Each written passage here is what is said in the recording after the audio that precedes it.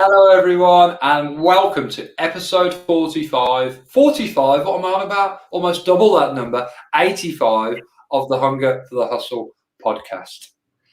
I am joined today by a fellow Aussie who you're in Sydney, Angela, that's right, isn't it? I am, yes. Yep, so in terms of Australia, that's just a few hours away. It's really just down the road. And again, it's nice to have someone on in my own time zone and not have to count multiple hours back into the past to arrange the episode. Me and Angela met because we're in the same circles. We both did the Les Brown Power Voice Summit, a program where you taught by the greatest motivational speaker in the world, Les Brown, how to find your voice, find your message, and then be able to share that to help others. And then me and Angela are also in under the consultation and direction of John Tallarico into Bob Proctor's amazing mindset program called Thinking into Results. And that's how we came to meet, isn't it, Angela? And how long have you been into both of those kind of separate programs now? Your Power Voice with Les Brown, I believe I started November. Yeah. Yes, November. And John Tallarico, I started with him, I think December. Yeah. And what kind of made you want to realise that you wanted to speak? And in this answer, I know you're going to give a bit of your background about how you came to that point. But what made you realise that, hey, look, I've got a voice, I've got a message, I want to find what that is and use it to help other people? I love this question. So for me, I was about 19. So when I decided I wanted to be a public speaker, so that was 26 years ago. And that was before speakers were like really known and it was really a thing. It just dropped in my soul that I had a pretty cool story and there was a reason behind what I went through. And I just thought that can't be it. There has to be so much more. I want to be a speaker. I want to tell my story. I want to impact the world. And so for me, since I was 19, I've held this dream. I've chased this dream and this vision. In 2014, I discovered Les Brown. And since then, I've listened to him pretty much every single day. And 2014 was possibly one of my worst years, 2014, 2015 in my life. So he really helped me get through that time. Excuse me. And the first time I heard him and I worked out who he was, I just knew that one day I was going to work with this guy. And I mean, it was a dream and a vision that I had, and I didn't know if it had ever come to fruition, but it was just so clear in my spirit that I was going to work with this guy. And then I found his speaker's course, and I'm like, how perfect is this? The one guy that I've really loved all these years and dreamt of speaking with, he's doing a speaker's course. Like, how perfect? Doesn't get much better than that. So I signed up. Yeah. And then there you go. The rest is history. And still doing the lessons each week today? I know you were dialing in today, weren't you? Yeah. I did. Yes, still doing the lessons. Sorry, go ahead. I kind of build my my calendar and my appointments around those lessons. They're so valuable and so important for me. I wouldn't miss it. If I'm not on an airplane or something, I'm on the call. Yeah, I am. I graduated from there, just think probably kind of end of the year, but I still, when I need a bit of inspiration or just think, do you know what? In no way am I a professional speaker yet. Still got a long way to go, still honing the craft, still testing messages, still kind of finding out new messages and new things to speak about inside of that, which is a lot of fun actually, because, speakers speak, it's as simple as that. And how do you practice or get better at anything? By actually just doing it. So I kind of graduated at the end of December, but I always drop in now for a bit of inspiration on the weekly calls and just to see, what Les's latest hairdo is looking like as well, of course. I was gutted when he got rid of the high top. I was like, no, how has he got rid of the high top? Like a 75-year-old dude rocking like a full 80s flat top I thought it was fantastic. Mate, not many people can pull that off. No, I know. Not many people can. You need to have a little bit of something about you, and that man certainly has. You know. Yeah, he does, that's for sure. And then, Yeah. There is so much greatness. I mean, that's his line, there is greatness within you, and I realize that. But there is just so much greatness in the people that are involved in that group, and so much potential and so much knowledge and wisdom and, you know, hearing people's stories and then also and what they've been through and where they're at now is really cool. But also hearing how Les Brown just transformed their story in a way that will just blow your mind and knock your socks off and rip your heart out. And it's just brilliant.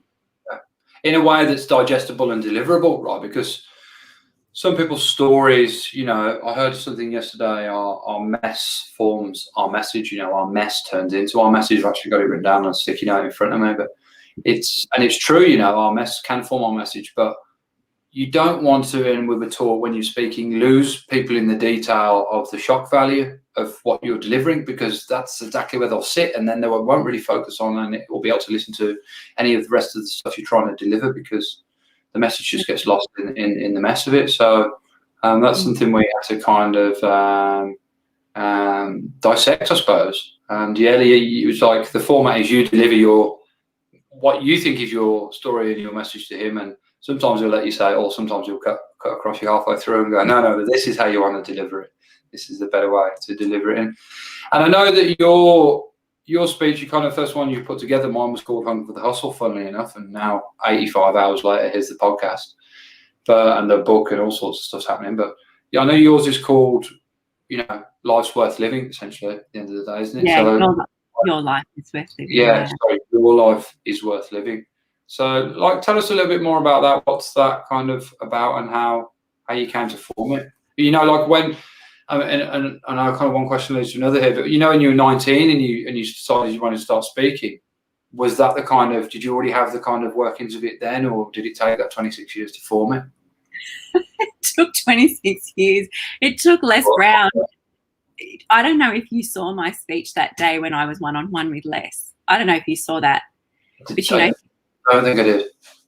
He's got this saying, like when he did his first message, when he stood up for the first time, he said, I stood up and my mind sat down. And the exact same thing happened to me. I was shaking, I was trembling, I could barely breathe. I literally had to read off my notes because my mind was blank. And so I'm sitting there with my face in my phone like this with Les Brown looking at me. No, you know what? I was there. I do remember it because I remember thinking, this lady with an Australian accent, and there's not too, you know, the large majority of people in that program are Americans. Yeah, so, that's right. Yeah, but yeah, you get up and your mind sits down, right? That's how it goes sometimes. Yeah. So I forget what your question was. Sorry, my question was, you know, when you decided you wanted to start speaking, but it took you 26 years to form the message of what it was, how to deliver it, and how to kind of make it impactful in a way to help other people. Yeah, you know, I knew that, like I said to you when I was 19, I knew that I had something to talk about. I knew that I had a message and I just couldn't quite figure it out. And legitimately until Les heard my story and transformed it, and I just went, oh my gosh, that's what it is. Because there was so much, I mean, you know the saying, don't judge a book by its cover. There was just so much that I had been through, and I couldn't quite nail what my message was. And him just saying, you know, you are lucky, like the fact that you're alive, it's just by the grace of God, and your life is worth living. And I'm like, that's exactly what my message is, because there were so many things and my life was such a mess, and there are so many things that I've been through. And there were times where I just thought, I just do not want to live. And I know that that's a relatable topic, because particularly at a time like this with COVID, where people are losing loved ones and businesses and homes, like there's so much going on. But the fact that you know, you're here for a purpose, you're here for a reason, and whatever that is, everyone is unique and we get to bring something special and unique to this world. But mine was just so messy, and I just thought, I just can't live. Like, I just can't go on. I just feel like my kids are better off without me, and no one will really notice if I'm not around anymore.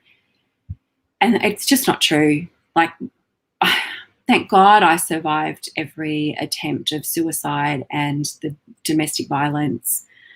Thank God I'm still here. Recently, I celebrated my twins' 18th birthday. And I'm not really big on putting up personal stories, but this one particular day I was just sitting there. They're my babies, the twins.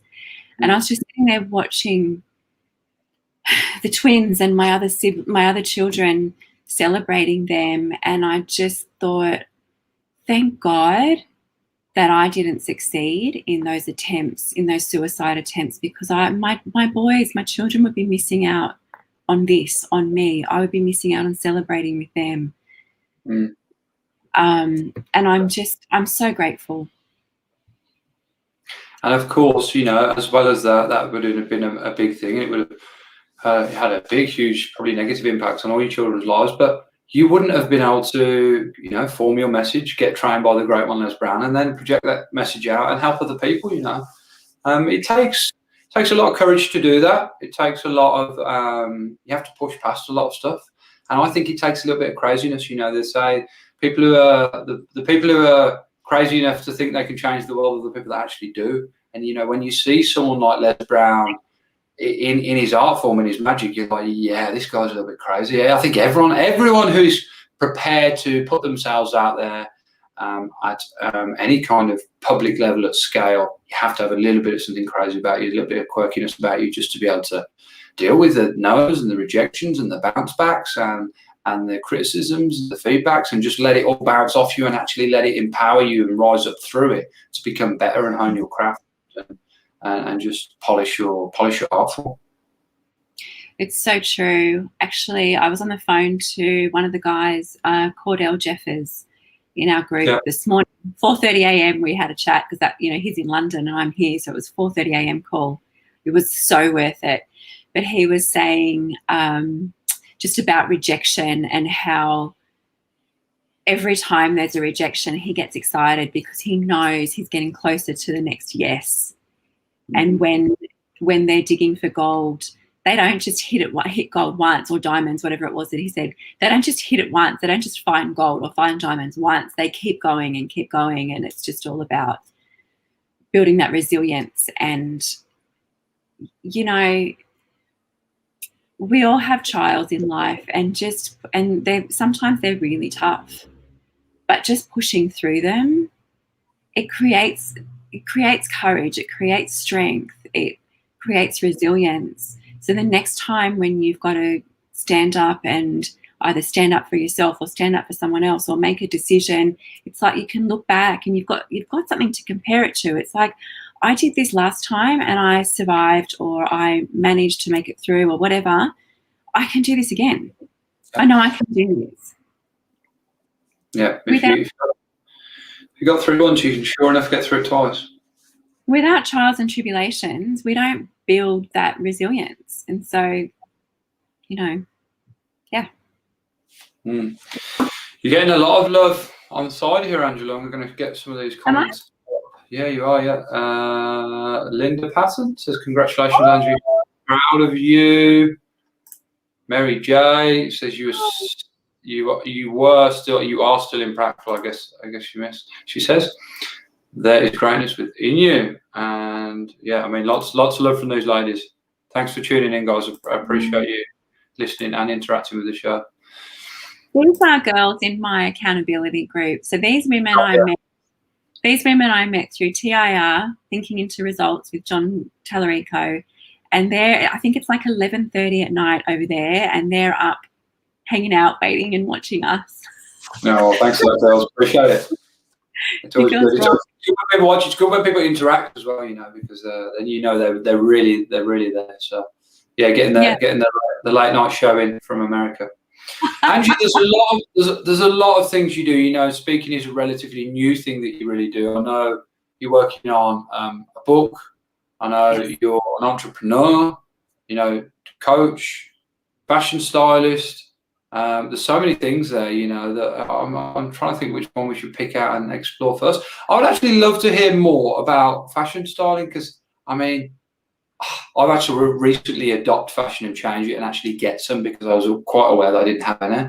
And I'm doing okay with it. I'm doing all right. But tell me about the world of a fashion stylist and what that involves. It sounds very glamorous. Well, for me, do you know what? There's one thing that I love about styling women, and it's when they see, like, they come in and they're not overly confident in themselves. Not necessarily. Some of them are confident, others aren't so much. But seeing the finished product and just them just looking at themselves and going, oh my gosh, I didn't know. You know, I didn't know how to put that together. I didn't know that that style works on me. I didn't know that I had an hourglass figure. I didn't know how to make an hourglass figure. It's just beautiful seeing a woman transform.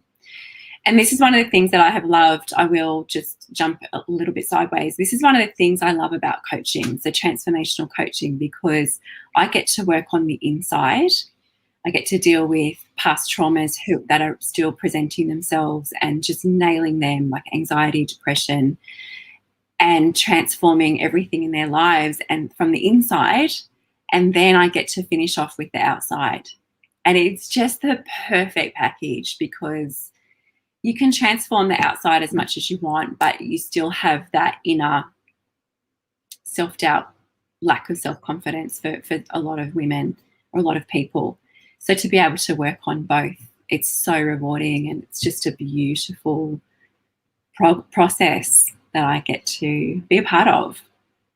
Yeah, nice. It's funny how the two actually connect, isn't it? Because, you don't really think about that, but you know, the way you look and the way you think about yourself and how you feel, and to some degree your attitude and, you know, your self-worth, a lot of those things tie in, and when they all tie in and they're well balanced and together, it can often mean, you know, a good, healthy, well balanced person, which once you feel like that and then you put that out and then you surround yourself with people that feel like that, or even if they don't, you know, you can't, it's like, I think I've heard Les say it before, you know, when you're full of positivity and it's oozing out of you, you can't help but sprinkle a little of that dust on the people around you, and you know, it sure does rub off a little bit here and there. Contagious. And author in the making. I mean, I'm not sure how much you can tell us about author in the making, but I mean, maybe you can, maybe you can't. Well, my book will be launched in July. Wonderful. I know. That's about all I can do. Pardon? Does it have a title? Not yet. Okay. Not yet. Is it along the lines of your story? Yeah. Yes. Right. I can tell you've been quite tight-lipped about it. So when it's ready and it's launched, we'll get you back on and we can definitely explore that some more. I would love that. Thank you. Yeah. That'd be super cool. So how long have you been into the Thinking into Results course, and what's kind of the key things you've learned from that so far? My gosh. Okay. So I started around December, and the one, I'm on lesson 3 at the moment. So you know how we do each lesson for 2 weeks. I'm up to lesson 3. The paradigm shifting is huge. For me, being seen and being heard was such a stumbling block for me, such a challenge, even though for 26 years, like, this doesn't even make sense. For 26 years, all I wanted to do was be a speaker, a public speaker, like have myself out there. Yet it was the biggest fear that I had, was being heard and being seen. So it was just lately, in the last 2 weeks, I've just gotten to the point where it's like, I'm so done playing small. I'm so done hiding. I'm so done with my fear of what people think of me dictating my future. So when we had that call a couple of weeks ago, I'm not sure if you were on it, the Thinking into Results call, and we went into breakout rooms and we got to list down everything that we needed and how we could help each other. That was like the best call I've ever had. So for me, from there, this is my second podcast, and I have another 4 or 5 lined up, ready to go. And I'm starting my own podcast as well. So that'll be launched by the end of February. Well done. Yeah. So I knew, I think this is my fear, actually. The fear of success was not only being seen and being heard, but the fear of success, because I know that what's next is coming, and it's coming really quickly. Mm. And it's amazing how many people actually have that fear of success. I mean, they're like, oh, I'm fear of failure, but that's real as well. But I think the fear of the fear of success is actually really huge for people as well. What if it all works out? What if I can't handle it? What if I'm not ready for that financial reward, or, you know, that responsibility, particularly if it's in a role where you have people depending on you, in that be a company form or a family form, you know? What if it works out? What if it doesn't work out? It's definitely, they're 2 very strong emotions that are on either side of the same coin, I think, and there's a fine line between them. But it's interesting that, you know, the fear about speaking. It took you 26 years to get there. What was holding you back all that time? I'd call it ego. Okay. Let's just be real. Yeah. I would say ego. Yeah, absolutely. I've done a few speaking courses, and I joined Toastmasters, and I was just too shy and too quiet. You know, a lot of the time in my life, I've been told to just be seen and not heard. And so for me, discovering my voice and discovering that I have something to say, and discovering that what I have to say is worth listening to, was actually a really big challenge for me to overcome. And I'm a TRTP practitioner, and I've done my training, and I've also done I had the treatment myself first, and just learning to know that I can take up as much space as I choose, and I have something to say, and that it's worth listening to. That was huge. That was just such a subconscious lie that I had to really annihilate and work through. So now it's like, try and shut me up. Good luck with that. Don't tell me to try it. You mentioned something there, TRTP. Yes. What's that? The Richards trauma process. So it deals with post-traumatic stress disorder, mental blank, anxiety and depression. Yep. And I had depression for about 20 years and was medicated for around 15 of those. Mm. And so I've tried so many different forms of treatment, and this is the most powerful, the most effective, long-lasting, transformative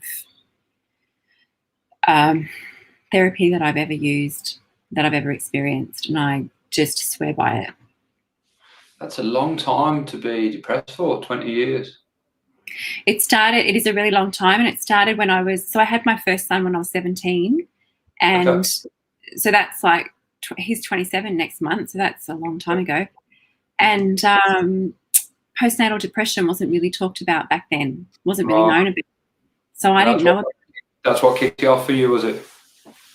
Yeah. Yeah, that started that, and going untreated, it just developed into full-blown depression. It wasn't bipolar, but it was pretty severe. Mm. And then what really pulled you out of that? Would you say the TRTP, that I'm not sure what you could call it. It's not really training, is it? I guess it's a form of therapy, is it? Yeah, form of therapy. That's kind of what pulled you out of it? Yeah, look, this won't go down with a lot of people, but it won't go down well with a lot of people, but I believe that depression is a symptom, and it's suppressed frustration, suppressed anger, suppressed creativity. It's a lot of suppression. It's not living your life in freedom. And my life was just so all over the shop. contained so much negativity and suppression that I just had no idea who I was. I just completely lost myself. Mhm. And so I started the life coaching course because I thought, I really need help. And if I can learn how to do this process and treat myself along this journey, this will just be a bonus, because at the end I'll have a qualification and I've got plenty of life experience, no uni degree, but so much life experience, and I'll have a certification in health and life coaching, so I can do this. This would be brilliant. So I did that. And I absolutely love it. And I think it's fantastic, and it works in a lot of different areas of your life. But then I just felt like I needed that bit more. And one of the guys in my course was doing this TRTP, and he needed a practice student. So I said, oh my gosh, pick me. I'll try everything. And it just annihilated anything that was left. You know, there was no rock unturned. It was brilliant. And it was instant? Did it take a while? It's 3 sessions. It's 3, sometimes 4 sessions. For me, it was just 3. And first session, it was great, and it helped me change a few things and understand a few things. Second session was just brilliant, and your third session just sets up your future. So every session is so exciting. The magical 3. Yeah, it really is. And I just thought, I need to do this. I need this in my life. Everyone needs this. Yeah, why not? You know, if you get some value from something, particularly, you know, as I just said there, 20 years is a long time to be depressed. So I'd imagine you tried a lot of different things along the way there to, you know, get yourself out of that state of mind. But, you know, Bob Proctor defines, who we're both a student of as well, Bob Proctor defines depression as anger turned inwards. And I think it's interesting that it relates to what you said there about really you'd lost your way in life. You know, you'd lost your identity, a sense of who you were, a sense of what you stood for, you know, your why, your how, why you were here. And I guess that would make you quite angry at yourself, really, in a funny sort of way. And then I think that's interesting how Bob Proctor says, you know, anger is depression turned inwards, because I know when I first heard of that, and, you know, there's been points in my life where I've been depressed. I once have suffered from depression for extended periods of time, but there's certainly been times when I have. And I think, yeah, anger turned inwards, that aligns with me well. Why? Because just like you said, you're suppressing stuff, right? That doesn't affect me, it bounces off me, it doesn't really bother me, you know, particularly men do this a lot. And, you know, that actually, these things just keep chipping away at you and grinding away at you, and eventually you start to become angry with yourself because you're not taking care of these things or dealing with them. You either take that anger out on people around you, or you just let it eat away inside of you, and then it leads to depression. And, you know, as you probably know, Angie, probably more than I do, and perhaps some of the listeners know as well, that, you know, being depressed for an extended period of time is, you know, quite a dangerous place to be.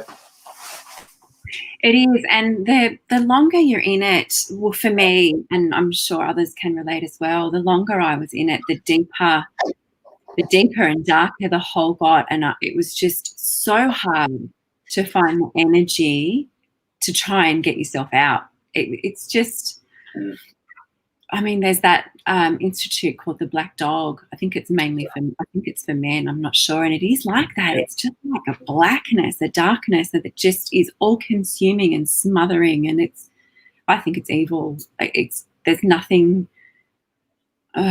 just nothing nice about it. There's nothing nice about it, but I think, and particularly I've noticed this even in the relatively short, really 5 years that I've lived here in Australia, that the conversation's being had a lot more.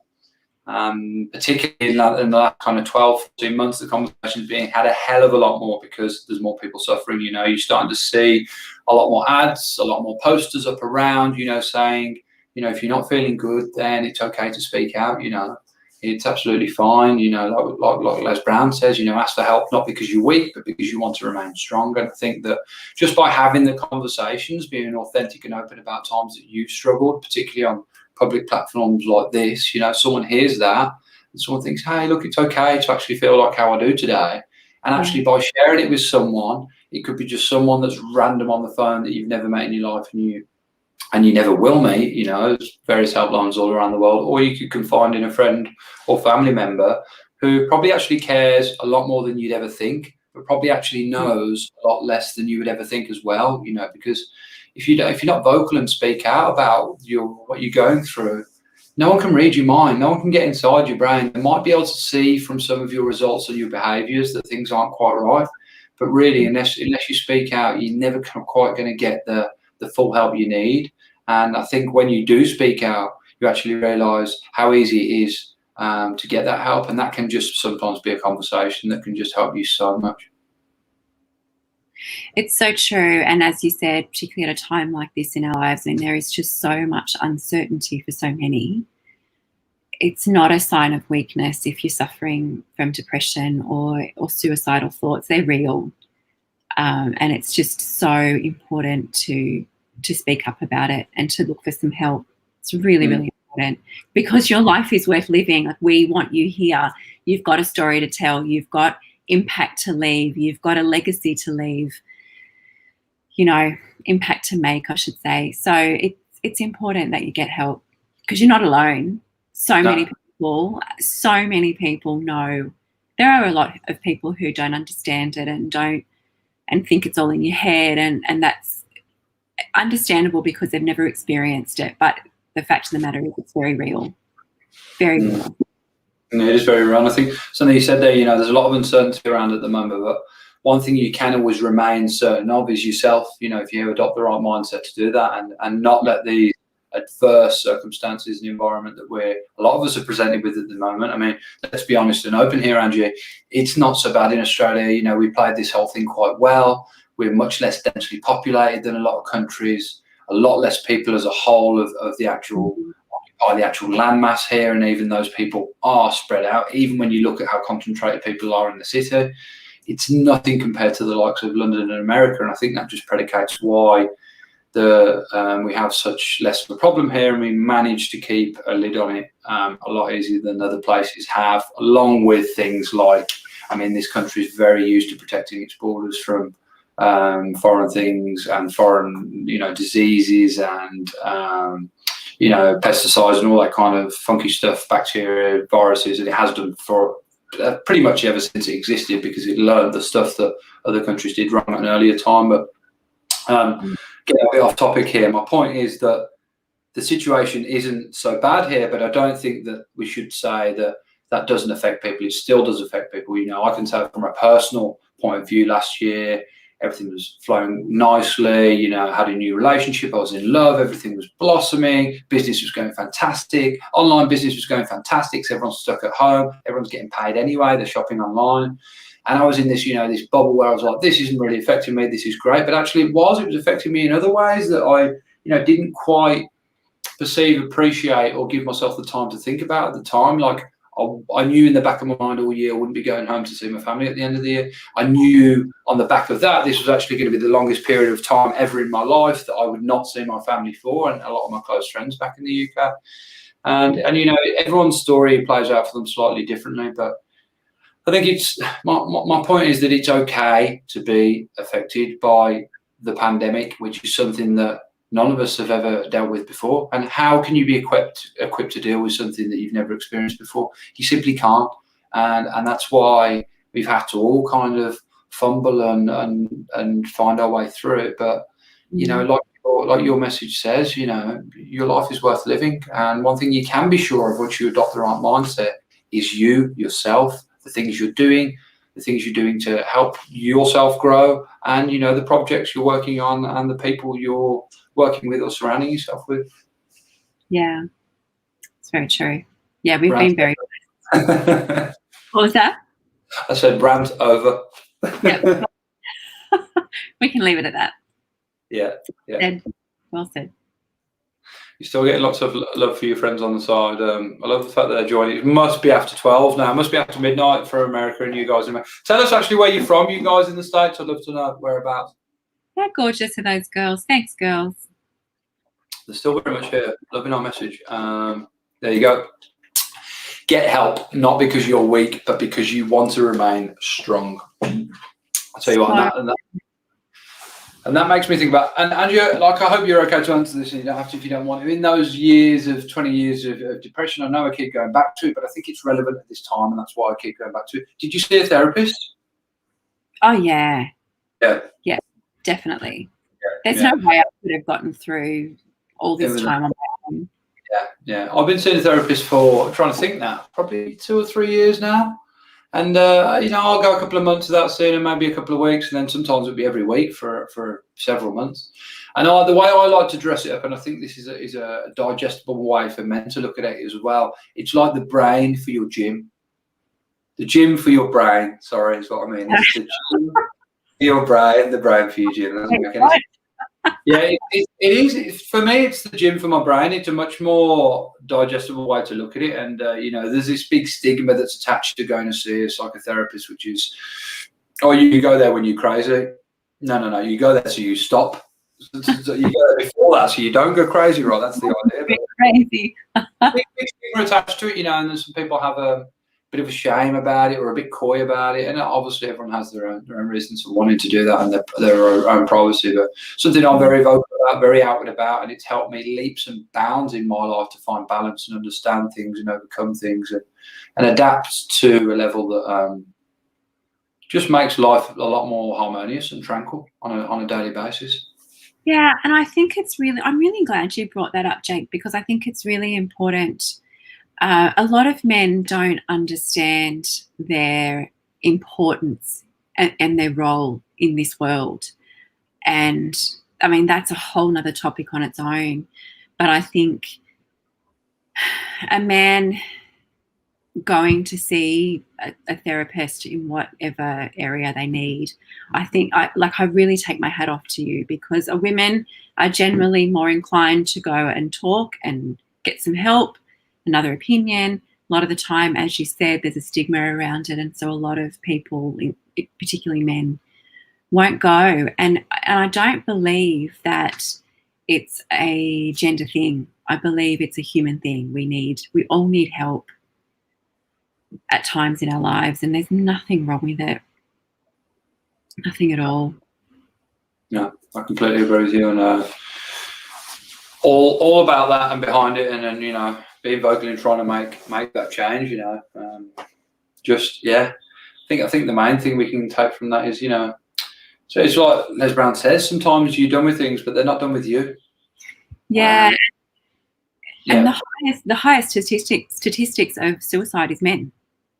Yeah. In fact, I think, and look, I don't know if I'm completely right here, but I'm pretty sure that suicide is the biggest killer of men in Australia, above anything. Wow. Pretty sure. If it's not number one, it's pretty high up there of young men. I'll have to get facts on that, and I'll probably make a post about that later. But yeah, I know here. I certainly heard a statistic that said young men, it's either the top killer or very close to, and I just think that's crazy. Not crazy. Crazy is the wrong word. I think it's shocking, and I think that needs to change. Definitely. And I think that the government now will, and those kind of social services will be forced to invest more into this, so that this opens up more, and more people are given access to the help they need readily, and of course for free, which you should be. Yeah, that's right. Not be able to afford it, you've got enough reason to not be able to go. No. Our ladies here listening in the US, Linda is in Texas, and Noelle, I hope I'm saying that right, Noelle, is in New York City, but living in Bali now. Bali, that's interesting. So yeah, Noelle, of course, is the one who's behind organising the trip to Bali for us in July, which works well for us, doesn't it? Because I was like, are they going to do, Hawaii, or I know there's whispers of Hawaii as well. I've never been there, but Bali works pretty well. It's like, it's the backyard for Australians, isn't it? Very true. Very true. Yeah. Yes. So I've only been there. Have you been there many times? I've been there 3 times. Three times. Bali. I love Bali. It's great. That surprises me. Most Australians go every year. I know. I love Europe.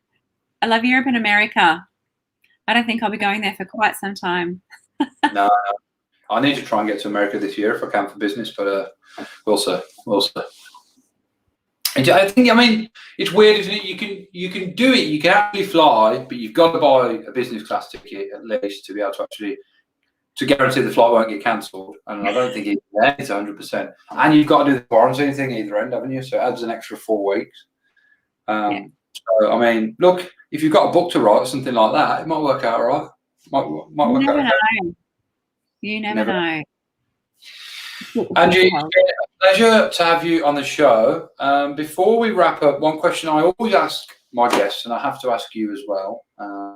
How would you define the word hustle, and what has driven your hunger for it over the years? Oh, hustle. Hustle. They said puzzle. Huh?